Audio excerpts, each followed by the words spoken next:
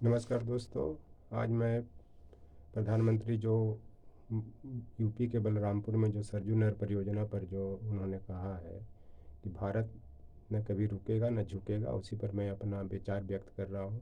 बता देता हूँ कि न भारत कभी रुका था न झुका था। आप सिंधु घाटी सभ्यता से उठा करके देख लीजिए कि भारत हमेशा आगे बढ़ा है। विश्व को सभ्यता उसने ही दिया। सबसे पहले विश्व में ही सिंधु घाटी सभ्यता का ही विकास हुआ। उसके बाद जो नगर योजना जो आज तक जो टेक्नोलॉजी का में इस्तेमाल किया जाता है, वो सिंधु घाटी सभ्यता का ही देन है कि किस तरह से व्यवस्थित नगर बनाए जाते थे। उसके बाद वैदिक सभ्यता काल में भी आई है कि भारत ने वैदिक 4 वेद जो दिए, ऋग्वेद, सामवेद, अथर्ववेद, यजुर्वेद, उसी पर आज विश्व भी चल रहा है। चाहे वो टेक्नोक्रेट को लेकर के हो, चाहे अर्थव्यवस्था को लेकर के हो, यहाँ तक कि ब्रिटेन, फ्रांस, अमेरिका जैसे देश भी वेद से ही अपना ये अध्ययन करके अर्थव्यवस्था को मजबूत कर रहे हैं। लेकिन ये भारत का दुर्भाग्य है कि सब कुछ यहाँ पे होते हुए भी अब तक कुछ नहीं हो पा रहा है। तो एक चीज़ और इसमें मैं बता देता हूँ कि जो प्रधानमंत्री जी जो बोल रहे हैं कि न भारत कभी रुकेगा न झुकेगा, मैं तो कह रहा हूँ कि इन्होंने भारत को रोकने का प्रयास किया। 2016 में डिमोनेटाइजेशन कर दिया गया, उसके बाद देश की अर्थव्यवस्था रुक गई। उसके बाद जीएसटी लाया गया, उसके बाद फिर देखिए कि लॉकडाउन लगा दिया गया। आज 40 से 50 करोड़ बेरोजगारी के दौर से गुजर रहे हैं। तो इसलिए कि इस पर कहावत भी कहा गया है कि प्रधानमंत्री जी कोई ऐसा सगा नहीं जिसको आपने ठगा नहीं। यहाँ तक कि आपने अपने मैडम जी को भी ठग लिया। हम लोग तो देश की आम जनता हैं, आम नागरिक हैं। आप इससे अंदाज़ लगा सकते हैं कि देश में चल रहा है नहीं चल रहा है।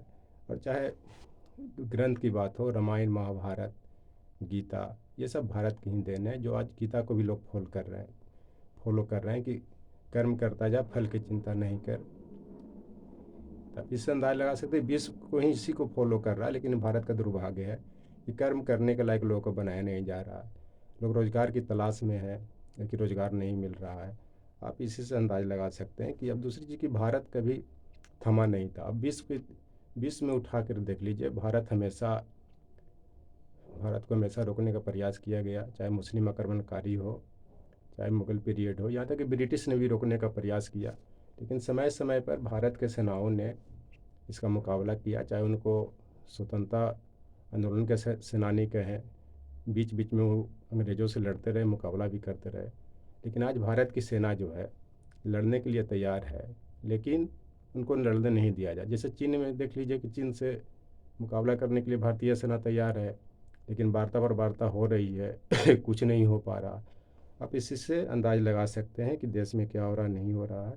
कहते हैं कि एक कहावत भी है कि कहते हैं बिना मरे स्वर्ग नहीं मिलता, और उसी प्रकार अपनी ताकत को बढ़ाए बिना हम आगे नहीं बढ़ सकते।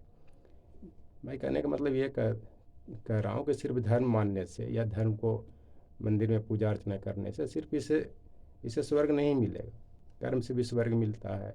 आप इसे अंदाज लगा सकते हैं कि बिना कर्म किए कुछ नहीं होता है। बस अब जब तक अपनी ताकत नहीं बढ़ाइएगा तो आगे भी नहीं बढ़ सकते हैं। ताकत को बढ़ाना पड़ेगा, चाहे अर्थव्यवस्था के दौर से बढ़ाए, चाहे सैनिक सेना को लेकर के बढ़ाएं, जैसे ही बढ़ाएं आपको बढ़ाना पड़ेगा। और दूसरी चीज़ की बहादुरी ओढ़ी नहीं जाती है, न दिखाई जाती है। एक यह वह छात्र गुण है जो रक्त में मिलता है। कहने का मतलब कि ये रक्त में होना चाहिए। सिर्फ बड़े बड़े वादे करने से नहीं होता कि मैं बहादुर बहादुर हूँ, देश को मैं आगे बढ़ा रहा हूँ, तो इसके लिए बहुत कुछ सेक्रीफाइस करूँ, दिखाने की चीज़ नहीं है।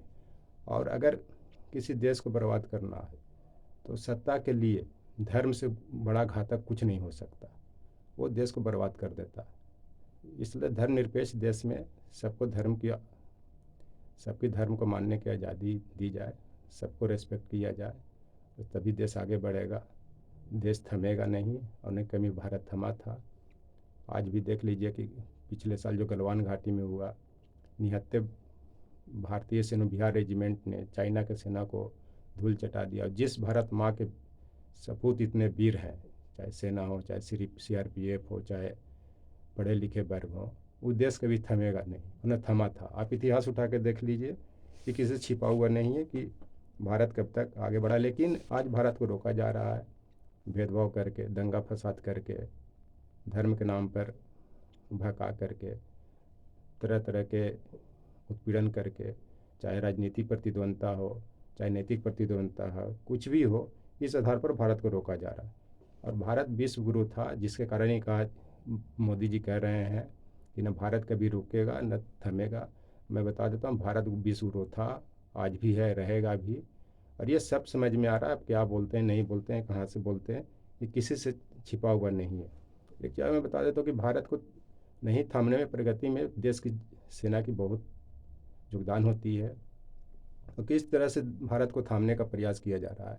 कभी बिपिन रावत जी के साथ जो 11 जो सैन्य अधिकारी थे, वो हेलीकॉप्टर क्रैश में जो देहांत हुई, मैं इसमें आपको एक इन्फॉर्मेशन दे देना चाहता हूँ कि सैनिक का ये रूल है कि 3 स्टार के अधिकारी, 2 अधिकारी भी एक साथ एक विमान या एक हेलीकॉप्टर या एक रेलगाड़ी या कोई वाहन से यात्रा नहीं कर सकते। ये ये ये कैसा रूल बनाया इन्होंने, क्यों ऐसा परमिशन दिया कि एक साथ 11 अधिकारी, भारत माँ के सपूत, जो भारत को थमने नहीं दे रहे थे, कैसे डेथ हो गई हेलीकॉप्टर क्रैश में। ये प्रश्न चिन्ह लगाता है और इसको प्रधानमंत्री जी को जवाब देना चाहिए। जब देश में इस तरह के सैन्य कानून बना हुआ है, तो फिर 11 अधिकारी, 13 अधिकारी CDS के साथ कैसे एक साथ यात्रा किए। अखनूर के पास एक्सीडेंट में, हेलीकॉप्टर क्रैश में डेथ हुई, ये बताने की ज़रूरत है। ये चलते भारत को थामने का भी प्रयास किया जा रहा है, चाहे साजिश के तहत क्रैश हुआ हो, चाहे नेचुरल क्रैश हुआ हो, या सिर्फ जांच पे जांच होते रहेंगे। जैसे तारीख पे तारीख पढ़ते हैं, न्याय नहीं मिलते। योर ऑनर, यही हाल है कि इस तरह से क्रैश अब तक भारत में बहुत हुए हैं और होते रहेंगे भी। ये चलते ये प्रश्न चिन्ह लगाता है कि जब ऑफिसर्स रैंक के 3 स्टार के ऊपर अधिकारी, 2 भी अधिकारी एक साथ यात्रा नहीं कर सकते हैं, तो फिर यात्रा करने की अनुमति कैसे दी गई। ये दूसरे पर ब्लेम लगाएं कि उसने साजिश किया, ये हुआ, ये चिप्स मिला, ये था। ये अपने पर ही अमल करने की बात है। पहले ये प्रश्न चिन्ह लगता है कि आपने क्यों यात्रा करने की, 11 जो 13 जो अधिकारी थे 3 स्टार के, जो सलाहकार थे या रक्षा सलाहकार थे या आर्मी सलाहकार थे, CDS के साथ क्यों ऐसा, CDS के साथ यात्रा करने की अनुमति क्यों दी गई, भारत माँ के सपूतों के साथ ऐसा व्यवहार क्यों किया गया, ये आपको बताने की ज़रूरत है और देश के जनता को बताने की ज़रूरत है कि किस तरह से यहाँ पे ऐसा किया गया। और जो भी भारत की अर्थव्यवस्था को लॉकडाउन क्यों लगाया गया, बिना सोचे समझे डिमोनेटाइजेशन क्यों किया गया, GST का दायरा शुरू में इतना क्यों बढ़ाया गया कि लोग व्यापार करने से भाग गए, हट गए। आज 40 से 50 करोड़ लोग गरीब हो चुके हैं, इसको कैसे मजबूत किया जाए। अब किसी देश की प्रगति उसकी अर्थव्यवस्था पर निर्भर करता है। अब किसी देश की प्रगति के साथ जो थामना का मतलब ठोसना होता है, मैंने बैठा देना होता है।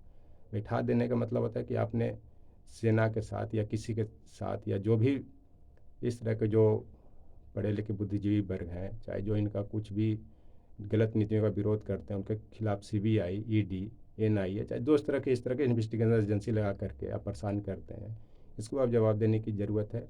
चाहे किसी कम्युनिटी के हो, चाहे मुस्लिम हो, हिंदू हो, सिख हो, बौद्ध हो, जैन हो, सबके साथ मान लिया जाए कि भेदभाव किया जाता है, या फिर मॉब लिंचिंग के द्वारा ये दंगा फसाद करके शासन प्राप्त करने की ये कोशिश की जाती है।